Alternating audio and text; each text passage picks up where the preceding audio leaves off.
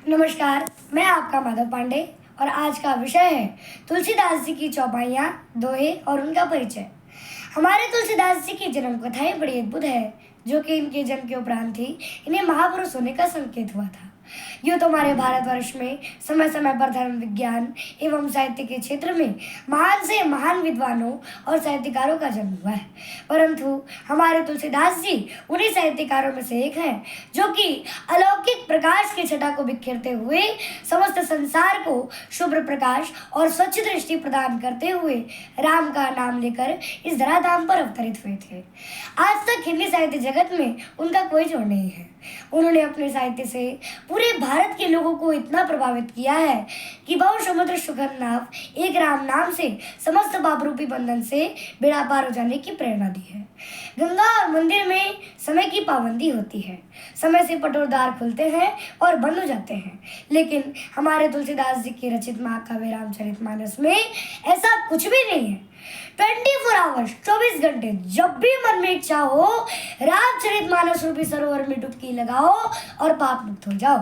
तुलसीदास जी का जीवन हिंदी साहित्य में सूरज के समान प्रकाशमान है। इनकी किरणों ने केवल हिंदू समाज ही नहीं बल्कि संपूर्ण विश्व को प्रकाशित किया है। संत गोस्वामी तुलसीदास जी का जन्म 1588 ईस्वी को राजापुर ग्राम चित्रकूट जिले उत्तर प्रदेश में हुआ था। इनकी माता का नाम हुलसी और इनके पिता का नाम आत्माराम दुबे था। बचपन में ही इनकी माता का देहांत हो गया था। जब वे जन्मे थे तो इनके मुख में दांत भी था और जन्म के उपरांत ही इन्होंने राम का नाम लिया था, इसलिए बचपन में लोग इन्हें राम बुला के पुकारा करते थे। इनकी माता के देहांत के बाद चुनिया नाम की दासी ने इनका लालन पालन किया था। जब वे 5 या 7 साल के हुए तो चुनिया दासी भी चल बसी। तब से लोग इन्हें मनहूस मानने लगे थे। इनकी पत्नी का नाम, इनके गुरु का नाम बाबा नरहरिदास था। इनकी पत्नी का नाम रत्नावली था। वे अपनी पत्नी से बेहद प्रेम करते थे। लाज ना आई आपको दौड़े आयो साथ, दिख दे कैसे प्रेम को कहा के हूँ मैं नाथ। अस्ति चरण में दे मम तमो ऐसी प्रीत, तैसी जो श्री आमय होत न भयभीत। अर्थात ऐसी मान्यता है कि तुलसीदास जी ने अपनी पत्नी से मिलने के लिए अंधेरी तूफानी रात यमुना की नदी तैरकर ससुराल जा पहुंचे। उस अंधेरी रात में तुलसीदास जी को देखकर रत्नावली भय और लज्जा से चकित हो गई और क्रोध के वशीभूत होकर तुलसीदास जी को वापस लौट जाने को कहा और कहा कि इस हाड़ मास के पुतले से प्रेम करने की वजह अगर आप प्रभु श्री राम जी के चरणों में अनुराग करते तो तुम्हारी 7 पीढ़ियों का उद्धार हो जाता। इस फटकार को सुनकर गोस्वामी तुलसीदास जी ने अपना संपूर्ण जीवन प्रभु श्री राम जी के चरणों में यापन कर दिया, समर्पण कर दिया।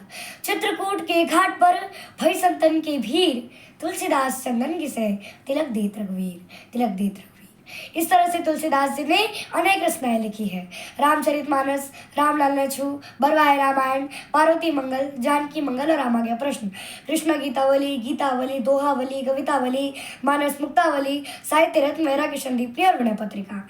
इन 14 रचनाओं के अलावा 4 और रचनाएं भी काफी प्रसिद्ध है। हनुमान चालीसा, हनुमान अष्टक, हनुमान बहु और तुलसी सत्साई भी शामिल है। जब इन्होंने रामचरितमानस की रचना की थी तो सभी पंडितों ने ईर्ष्या के रामचरितमानस का बहिष्कार किया था और दुष्ट पंडितों ने उन्हें अनेक प्रकार के कष्ट और यातनाएं भी दी थी। इतना ही नहीं, इन्हें प्रताड़ित भी किया गया था। सभी पंडितों ने उन्हें वृंदावन के मंदिरों में ले जाकर कृष्ण भक्ति करने को विवश करने लगे। कहाँ कहो छवि आपकी भले बने हो नाथ, तुलसी मस्तक दम नवे जब धनुष बांध ले हाथ। अर्थात उन्होंने रोते हुए कहा कि हे नाथ, आज जो मैं आपकी छवि को देख रहा हूँ वह बड़ी ही सुंदर और रमणीय है। आपकी सुंदरता का वर्णन नहीं किया जा सकता, परंतु हे प्रभु, मेरा मस्तक आपके समक्ष तभी झुकेगा जब आपके हाथ में धनुष और बाण होगा, अर्थात जब आप श्री राम के रूप में मेरे समक्ष खड़े होंगे।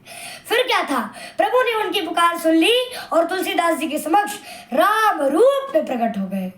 और इस कौतूहल लीला को देखकर सभी पाखंडी पंडित की नेत्र शर्म के मारे चुप गए। कितु मुरली कितु चंद्रिका कितु गोपियन के साथ, अपने जिनकी कारणे कृष्ण भय रघुनाथ, कृष्ण भय रघुनाथ। फिर रामचरितमानस को सभी साधु संतों और पंडितों के द्वारा मान्यता दी गई। इनकी रचनाओं की मुगल शासक अकबर और जहांगीर ने भी प्रशंसा की थी।